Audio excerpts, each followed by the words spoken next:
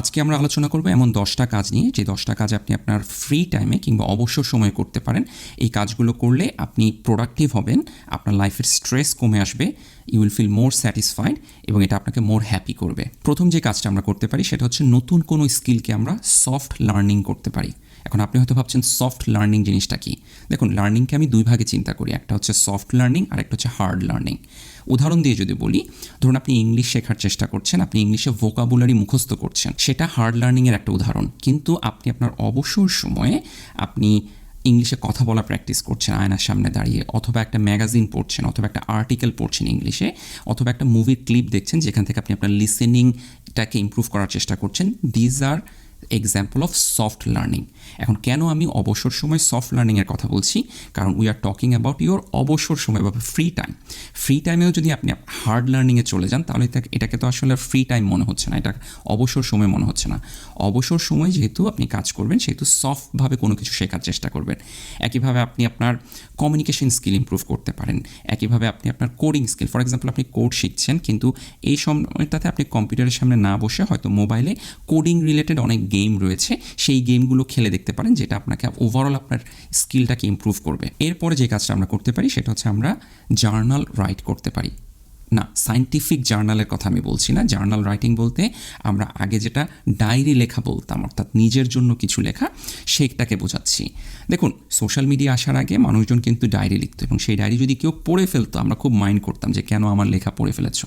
এখন আমরা নিজেদের জন্য ডায়েরি লিখি না, এখন আমরা আমাদের মনের ভাব প্রকাশ করি সোশ্যাল মিডিয়াতে, এবং সেটা যদি কেউ না পড়ে তাতে আমরা মাইন্ড করি। কিন্তু সোশ্যাল মিডিয়াতে আপনি লিখেন সেটা ভিন্ন ব্যাপার, কিন্তু আমার মনে হয় যে আমাদের নিজেদের জন্য লেখা উচিত, এবং সেটা আপনি কাগজে কলমে লিখতে পারেন, অর্থাৎ ডায়েরিতে, ফিজিক্যাল যে ডায়েরি, অথবা আপনি ডিজিটাল যেসব নোটবুক রয়েছে সেখানে লিখতে পারেন। বাট আপনার নিজের জন্য লিখেন, নিজের আত্মার জন্য, নিজের সোলের জন্য লিখবেন। নিজের সবচেয়ে ডার্কেস্ট ফিয়ারগুলো কী, সবচেয়ে আপনি কোন জিনিসগুলো নিয়ে আপনি দ্বিধাদ্বন্দ্বে ভুগছেন, যে জিনিসগুলো আসলে সোশ্যাল মিডিয়াতে শেয়ার করার মতো না, সেই জিনিসগুলো নিয়ে ভাববেন এবং লিখবেন। এবং আমি যেটা করি, আমি ফিউচার নিয়ে বিভিন্ন মেন্টাল মডেল চিন্তা করি যে কোন কাজটা করলে আসলে আমার জন্য ভালো হয়, কোন কাজটা করা উচিত, অথবা আমি কোনো একটা জিনিস নিয়ে যদি ডাউটে থাকি সেটার প্রোজ এবং কোনস কী হতে পারে এবং আমি আসলে সেটাকে নিয়ে কী ভাবছি, সেগুলো আমি কিন্তু ওভার দ্য টাইম লেখার চেষ্টা করি। এবং এই লেখার যে বেনিফিট সেটা হচ্ছে যখন আমি আমার মনের যেই এলোমেলো যে চিন্তাগুলো, সেই চিন্তাগুলোকে যখন আমি আসলে লেখার চেষ্টা করি তখন আমার থিঙ্কিং প্রসেসটা অনেক স্ট্রেইট ফরওয়ার্ড হয়, এবং যে জিনিসটা নিয়ে আমি দ্বিধাদ্বন্দ্বে ভুগছি, আমি কনফিউজড, সেই কনফিউশন অনেক ক্ষেত্রেই দূর হয়ে যায়।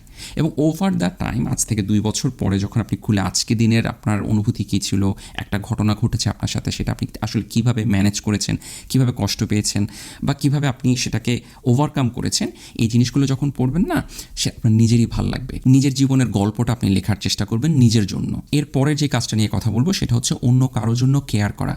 দেখুন, সাইকোলজিতে এটা কিন্তু বারবার রিসার্চে উঠে এসেছে, যখন মানুষ অন্য কারোর জন্য কেয়ার করে সেটা শুধুমাত্র ওই মানুষটার উপকার হয় সেটা কিন্তু না, সেটা আমাদেরকেও এক ধরনের সাইকোলজিক্যাল বেনিফিট দেয়, আমাদের মধ্যে কামনেস দেয়, আমাদের স্ট্রেসটাকে রিডিউস করে, এক ধরনের হোপ দেয়, একটা পারপাস দেয়। আমি এটার একটা গ্রেট এক্সাম্পল দিতে পারি, সেটা হচ্ছে যে আমি প্যারেন্ট হওয়ার পরে, আমার বাচ্চা হওয়ার পরে আই ক্যান ফিল যে সেই বাচ্চাটা টেক কেয়ার করার জন্য আসলে আমার জীবনের এবং আমার সাইকোলজিক্যালি আমার মধ্যে আসলে কত পরিবর্তন ঘটেছে। বাট বি কেয়ারফুল, আমি এটা বলছি না যে সবাইকে বাচ্চা নিতে, সবাইকে বাচ্চা নেওয়ার প্রয়োজন নেই।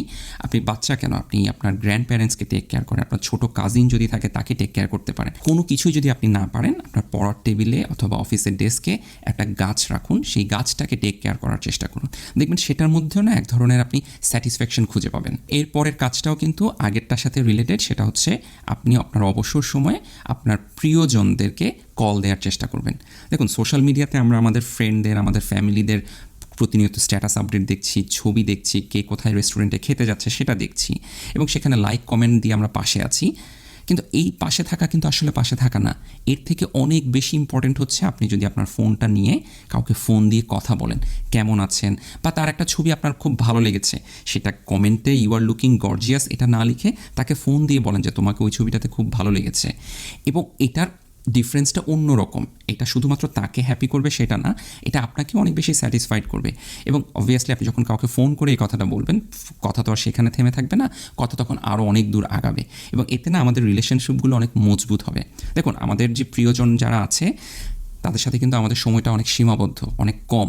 সো এই সময়টাকেও আমাদেরকে প্রপারলি ইউটিলাইজ করা দরকার। এরপরে যে কাজটা নিয়ে কথা বলবো সেটা আমি আমার ফ্রি টাইমে অনেক বেশি করে থাকি। সেটা হচ্ছে আমি আমার ঘর গুছাই, আমার যে আলমারি আছে সেটা গুছাই, আমার পড়ার টেবিলগুলো গুছাই। আমাদের আশেপাশের এনভায়রনমেন্ট যখন আমরা গুছাই, এটা কিন্তু খুব ভালো একটা স্যাটিসফাইং একটা কাজ। এই যে আমাদের আশেপাশের পরিবেশটাকে গুছিয়ে রাখা, এটা কিন্তু আমাদেরকে শুধুমাত্র স্যাটিসফ্যাকশন দেয় এটা নয়, এটা আমাদেরকে লং টার্মে প্রোডাক্টিভ করে। এবং আমি মনে করি এটা আমাদের পার্সোনাল যে গ্রুমিং সেখানেও কিন্তু আমাদেরকে সাহায্য করে। আর এটা সবচেয়ে অ্যাডেড যেটা বেনিফিট সেটা হচ্ছে আপনি যদি আপনার নিজের কাপড় চোপড়, নিজের রুমটাকে গুছিয়ে রাখেন, আপনার প্যারেন্টস আপনার উপর অনেক বেশি খুশি হবে। আপনি যদি বিবাহিত হন, আপনার পার্টনারও আপনার প্রতি অনেক খুশি হবে। সো এটার আসলে ডবল বেনিফিট রয়েছে এবং এই জন্য এই কাজটা আমি আসলে বেশি করে থাকি। এটাতে গেলে আমাদের আশেপাশে যে ফিজিক্যাল এনভায়রনমেন্ট সেটাকে গুছিয়ে রাখার, হাউ অ্যাবাউট আমাদের ডিজিটাল যে এনভায়রনমেন্ট বা ডিজিটাল যে লাইফ সেটাকেও গুছিয়ে রাখা প্রয়োজন। এবং এটাই হচ্ছে আমাদের নেক্সট কাজ, সেটা হচ্ছে ডিজিটাল ডিক্লাটারিং। দেখুন, আমাদের কম্পিউটারে এমন অনেক ফাইল রয়েছে এবং ফাইলের কোনো অর্গানাইজেশন সিস্টেম আমরা অনেকে মেনটেন করি না, সবই ডেস্কটপে একটার পর একটা ফাইল রয়েছে। সো আপনি যদি এই ধরনের মানুষ হয়ে থাকেন তাহলে please declutter your digital files. আর ডিজিটাল ডিক্লাটারিংয়ে আমি আরেকটা যে কাজ করি সেটা হচ্ছে আমি প্রচুর ছবি তুলি। এখন অবভিয়াসলি একই ছবি আপনি কিন্তু 2-3 বার তোলা হয় এবং সব ছবি আসলে ভালো আসে না। সো আমি ছবি ডিলিট করতে থাকি এবং ডিলিট করে যখন আমি ডিলিট করি, এটার আরেকটা বেনিফিট আছে, যখন আমি পুরনো ছবি ডিলিট করতে থাকি it also brings back to that memory, যে ও আচ্ছা ওখানে আমরা গিয়েছিলাম, এই কাজটা হয়েছিল। এবং at the same time it also saves memory, ফোনের মেমোরি বাঁচায়। আমি গুগল ফটোজে আমার ছবিগুলো সিঙ্ক করে রাখি, সেখানকার মেমোরিকেও হেল্প করে।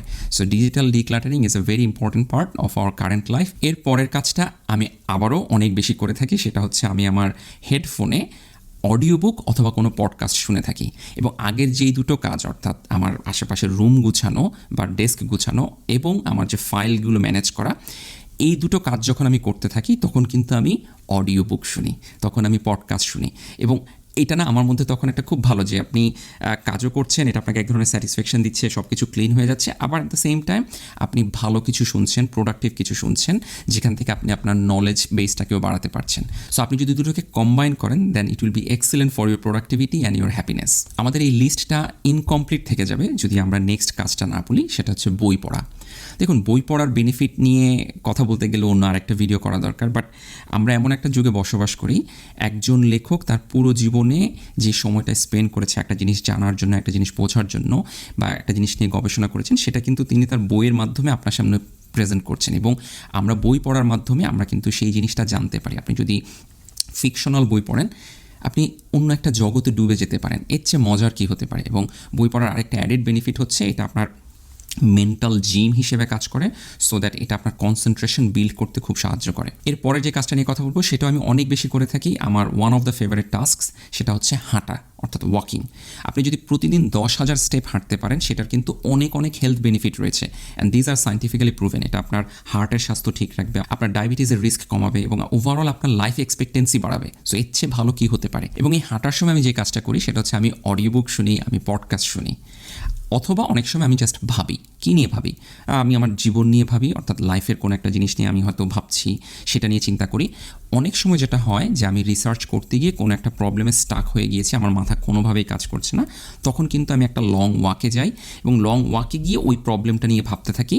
এবং এমন অনেক সময় হয়েছে ওই হাঁটতে হাঁটতেই আমি সেটা, সেই যে প্রবলেমটা ছিল সেটার সলিউশন খুঁজে পেয়েছি। সো আপনারাও কিন্তু এই কাজটা করে দেখতে পারেন।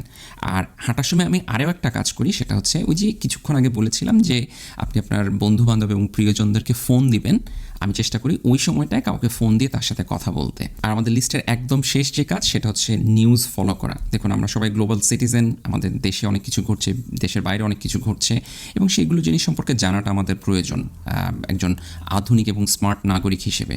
সো সেই জন্য আমি চেষ্টা করি ফ্রি টাইমে জাস্ট চোখ বুলানোর জন্য যে মেইন কী কী নিউজ হচ্ছে, কী কী ঘটনা ঘটছে। বাট এই জিনিসটার জন্য আপনাকে একটু জিনিস খেয়াল রাখতে হবে, অনেক সময় কিন্তু আমরা নিউজ দেখতে গিয়ে বা পড়তে গিয়ে অনেক সময় অনেক স্টাক হয়ে যায়, অনেক বেশি সেখানে আপনার ইমোশনালি ইনভলভ হয়ে যায় এবং অনেক টাইম কিল হয়। সেটা যদি হয় তাহলে এই স্টেপ আপনার ফলো করার দরকার নাই। বাট আমি যেটা করি, জাস্ট চোখ বুলিয়ে যাওয়া এবং কী ঘটছে, ওয়ার্ল্ডে কী ঘটছে, আমাদের দেশে কী ঘটছে সেটা সম্পর্কে আপডেট থাকি।